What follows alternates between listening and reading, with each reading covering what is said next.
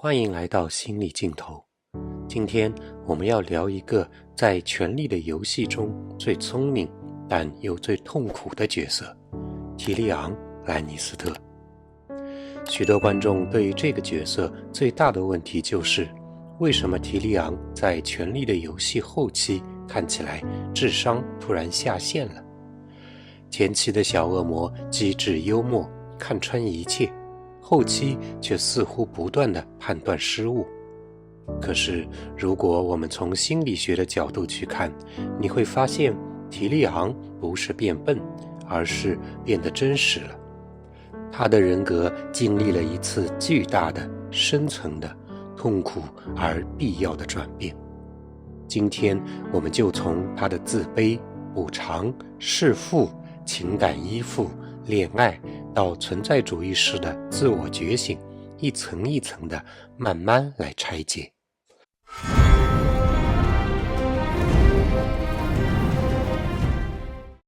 提利昂从出生那一刻起就背负了原罪，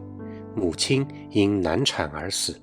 整个兰尼斯特家族把他当成羞辱。在这样一个冷酷并且崇尚财富和力量的家族里，一个侏儒意味着他不会被看见，不会被需要，更不会被当作一个人去看待。他就是这个家族的阴影，那是所有人都不愿意承认的部分。整个家族都有天生漂亮的金发，男性英俊，女性漂亮，以至于在小说当中，泰温甚至怀疑提利昂不是自己亲生的。在前2集的节目当中，我们曾经分析过，瑟西的一生都被困在巨大的不安和恐惧当中。为此，他曾想要控制一切来消除自己的恐惧，却反而被恐惧所吞没，最终断送了自己的孩子和整座君临城。而詹姆则活成了家族的脸面，他被困在那个我应该成为谁的问题当中，而不是我究竟是谁。而提利昂呢？他既不是家族的骄傲，也不是权力的继承人，甚至称不上是个孩子。当瑟西和泰温在君临城公开审判提利昂有罪，并把他关押在监狱里等待比武审判的时候，来自多恩的红毒蛇向提利昂说出了许多年前，当他还是一个婴儿的时候，瑟西是怎样看待和对待他的。他们完全把他当作是一个怪物。也正是因为如此，我们有理由相信，提利昂从懂事的时候开始就陷入深深的自卑当中，而随着他慢慢长大，他开始学会了用各种各样的东西来掩饰自己的自卑。许多观众都喜欢提利昂，因为他有一种十分迷人的特质：聪明、幽默，看穿一切。他还经常会自嘲自黑，在与八爪蜘蛛瓦里斯在一起的时候，我们经常能够听到他们2个相互嘲讽或是自黑。但心理学会告诉我们，越是嘲笑自己的人，越怕别人先嘲笑他。因提利昂的出生而导致母亲难产而死，这虽然是一个事实，也是提利昂自己无法控制的事情，但是在兰尼斯特家族当中，在父亲泰温和瑟西的眼里，提利昂成为了杀死母亲的那个凶手。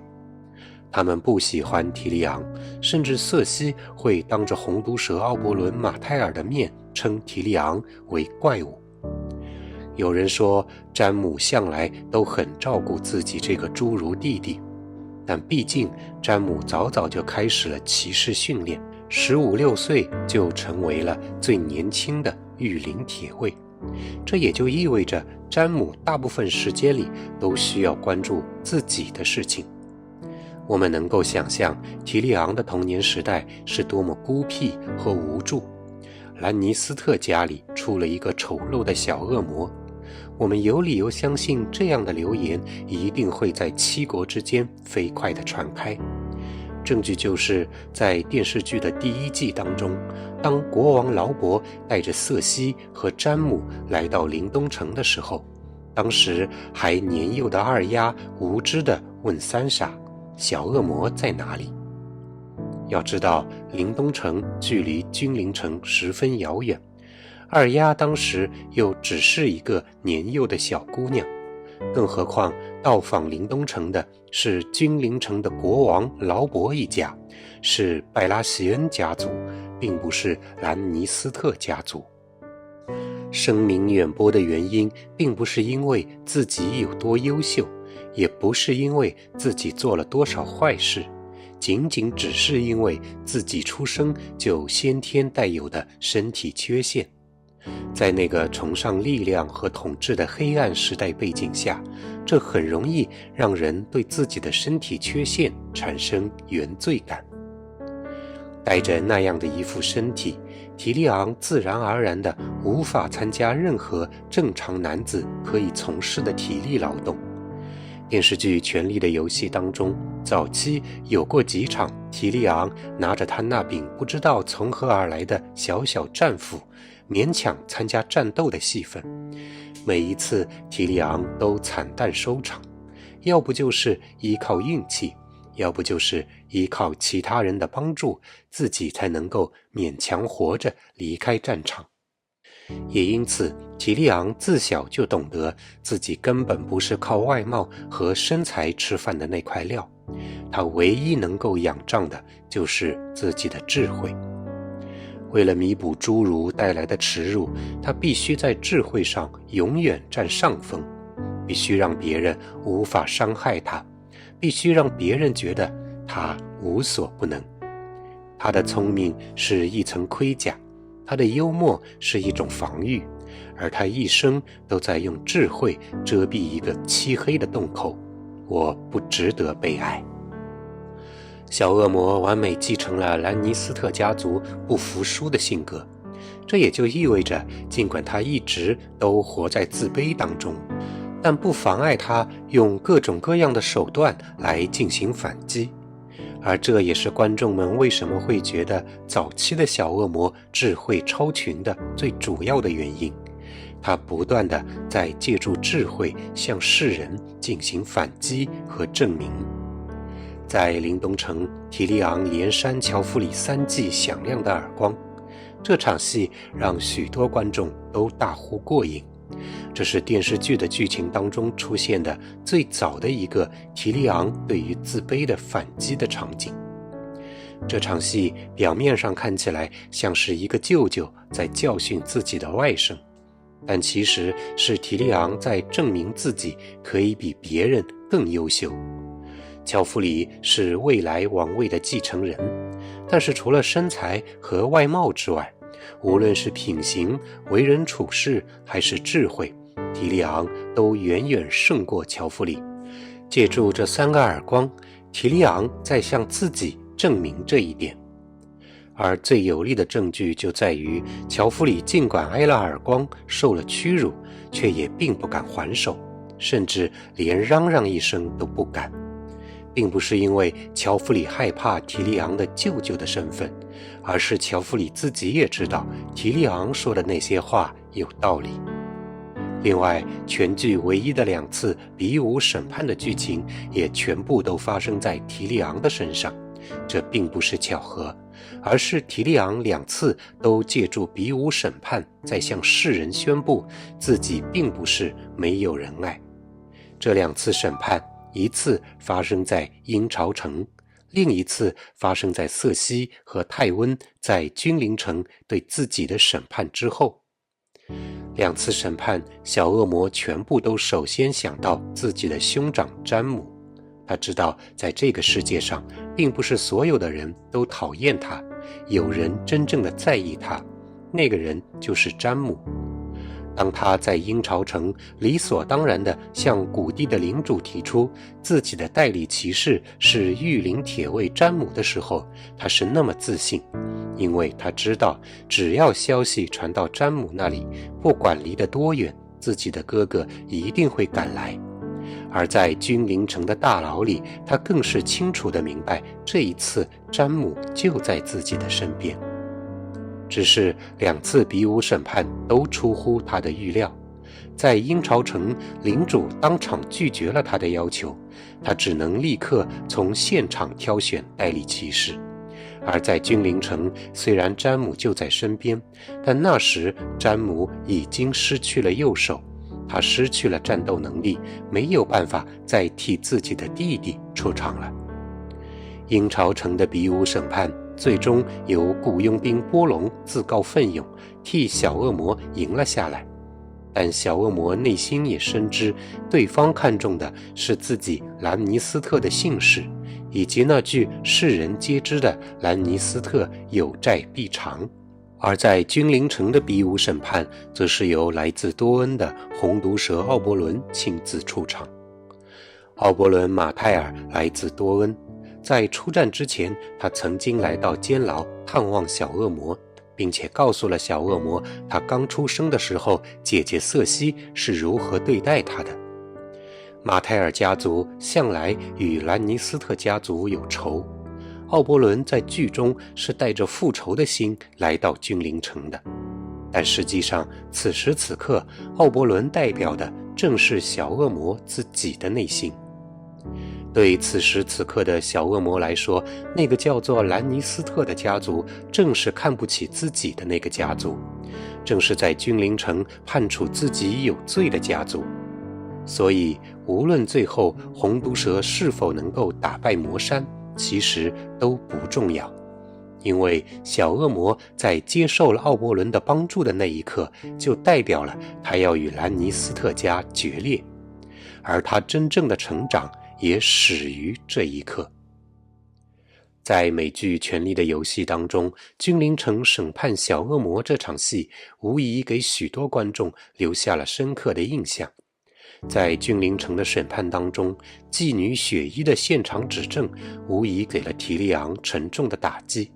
以至于提利昂的心理防线在众人面前突然崩溃，向所有人大声呼喊：我真希望自己就是你们希望的那个恶魔。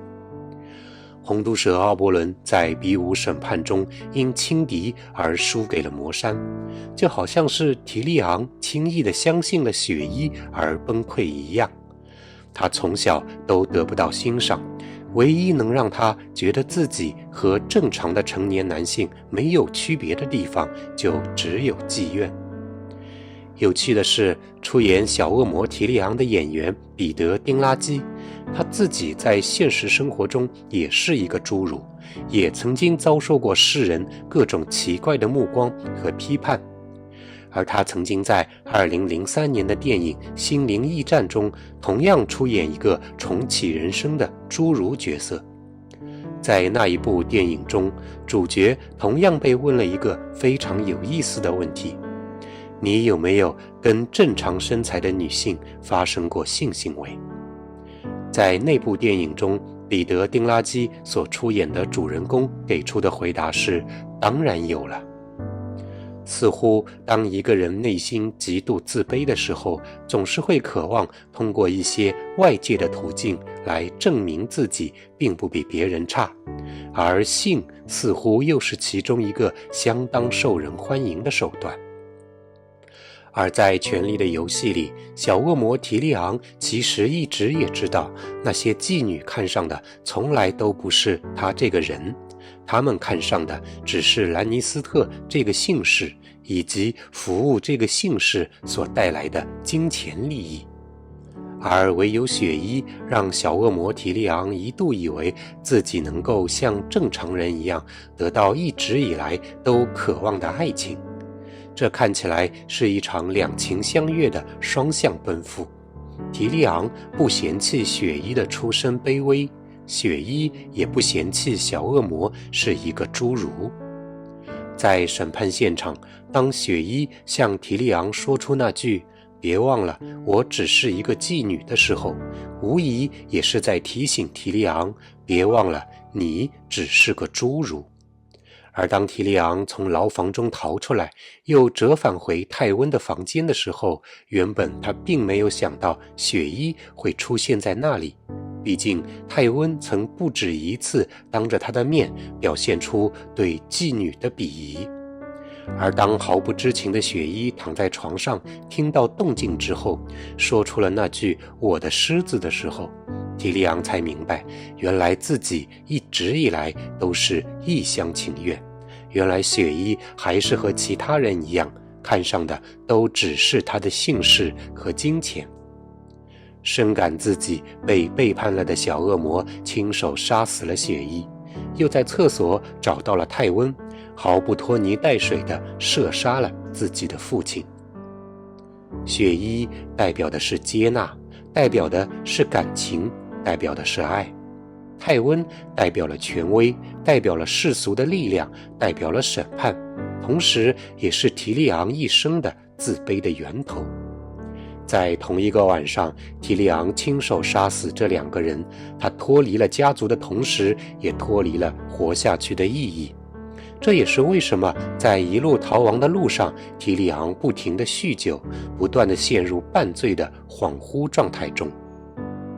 提利昂在逃出君临城之后，他完全失去了可以接纳他的地方。是八爪蜘蛛提出要带他去丹尼利斯那里，也是乔拉爵士在半路上将他绑架，半强迫性质的直接把他带到了丹尼利斯那里。在丹尼利斯那儿，乔拉原本是想将提利昂作为一个来自兰尼斯特家族的人质，但提利昂却突然发现自己似乎能够在丹尼利斯这里得到些许认可。丹尼利斯或许需要的是一个智囊团，而此时此刻的小恶魔需要的则是一场更大的证明。此时的丹尼利斯仍然以解放者自居，提利昂在他身上看到的是替弱势群体发声的力量。谁是弱势群体？毫无疑问，自出生起就背负着原罪的小恶魔就是。在丹尼利斯这里，小恶魔得到一个更大的舞台，一个能够证明他的智慧过人的舞台，一个能够向所有的世人展示自己能够比所有人都做得更好的舞台。当龙妈暂时失踪，小恶魔与其他人齐聚在一起讨论奴隶湾的变化的时候，他说出了那句名言：我喝酒，但我知道事情。其实此时此刻的提利昂依旧试图在用自己的智慧来掩盖自己的自卑，殊不知他的智商下线之路也由此开始。小恶魔开始将自己的情感带入到决策中去，他反对事事诉诸武力，他提议与奴隶湾的旧贵族们定下长达数年的协议，因为用龙进行武力镇压是谁都能够想得到的主意，是一件显而易见的事情，那并不需要用到他的智慧，所有的人都能够想到。他需要的是不同的办法，一个能够体现他价值的聪明的办法，一个能够同时解决各方需求的办法。他在出主意的同时，也是在寻求团队内其他人的认同，寻求丹尼利斯的认同，同时也开始慢慢地寻找真正的自我。当观众们吐槽提利昂低估了旧贵族的野心，